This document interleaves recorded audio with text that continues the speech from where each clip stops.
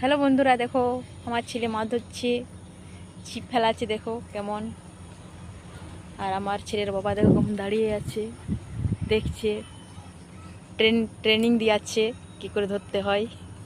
তো দেখা যাক কি মাছ আসে। মাছ ধরে কিন্তু মাছ খায় না, ছোট মাছ। ওরে আরে বাহ, কি সুন্দর রে। কিন্তু এটা কি দেখো, তেলেপিয়া চলে এসছে।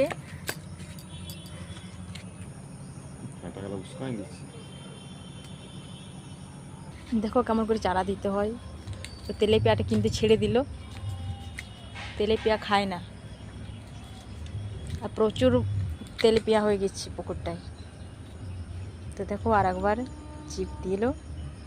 এবারে দেখি কি মাছ আসে।